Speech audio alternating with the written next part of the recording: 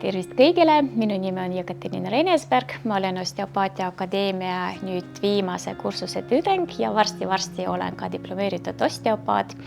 Ja minu tee osteopaatias algas mitu aastat tagasi ja tegelikult see algas ikkagi töö iseendaga. Siis kui ma sünnitasin 3. last, ma vaatasin peeglisse ja mulle see peegeldus väga ei meeldinud, ehk ei meeldinud üldse. Ja siis ma sain aru, et peab oma elus midagi muutma, et mulle ei meeldinud minu välimus, mulle ei meeldinud minu keha. Keha oli paks, keha valutas, taastumine oli raske. Siis ma hakkasin otsima.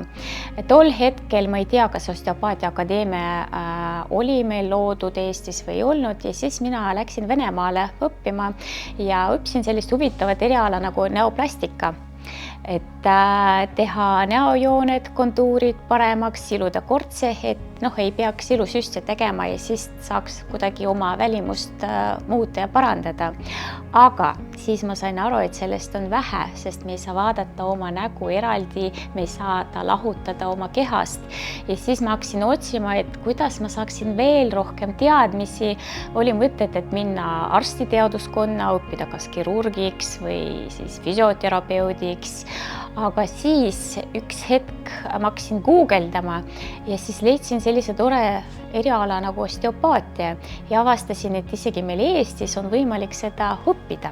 Nüüd õppides mitu aastat osteopaatiat ma sain aru, et on võimalik kehas palju muuta ilma kirurgiliseta sekkumiseta, ilma tabletideta ja on võimalik inimesi aidata, tasakaalustada ja tegelikult osteopaat on selleks, et ennustada minekut arsti juurde.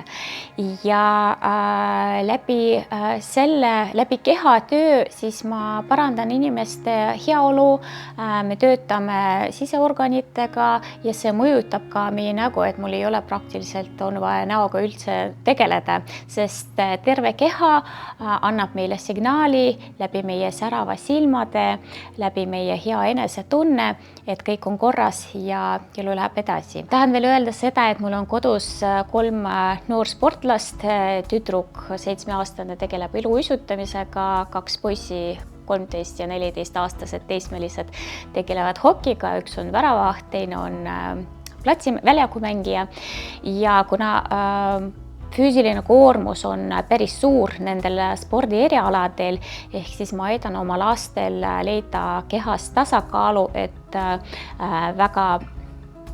kui treeningkoormus läheb liiga suureks, et neil ei valutaks liigesed, et neil ei valutaks lihased, et keha oleks bilansis ja siis neil oleks maksimaalne jõuda oma soovitud tulemuseni.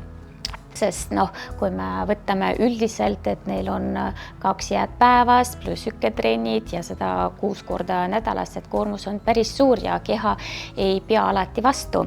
Ja seda võib mõjutada osteopaat, ta võib anda lihastele lõõgastust palju paremini kui näiteks massaaž, sest me töötame sügavuti, leida tasakaalu, kui on häiritud närvisüsteem suurest koormusest. Ja läbi osteopaatia ma olen õppinud, et kuidas ma saan aidata just inimesi ja elu on näidanud niimoodi, et tavaliselt minu juurde tuleb naine, kes tahab siluda enda laupa kortsud siledaks. Laupaga ma väga ei tegele, töötan muude asjadega, et teen küsitluse anamneesi, et mis on tegelikult probleemid. Töötame kehaga, see annab meile signaali, et nüüd on tasakaal leidud, nägu hakkab särama, naine helistab mulle tagasi, küsib, et kas sa töötad lastega ka, kas ma saan sinu juurde meest ka kirja panna. Ehk siis sellest kujunes välja ka, et ma olen selline pereosteopaat, et kellele meeldib tegeleda tegelikult kõikide inimestega. Aga võib-olla põhiprofiiliks on ikkagi naise heaolu, terved lapsed on ju, ja kui naine on terve, kui tema keha on tasakaalus, siis tema vaim on tasakaalus, siis tema pere on tasakaalus ja sellest kujunebki meie tänapäeva ideaalne naine, kui võib niimoodi nimetada. ja kui sind kõnetab see, millest ma rääkisin, siis minuga võib kohtuda Osteopaatia Akadeemia ruumides. Asume Ülemiste ärimajas Peterburi tee 2F 5. korrusel, parkimine tasuta, et oled teretulnud.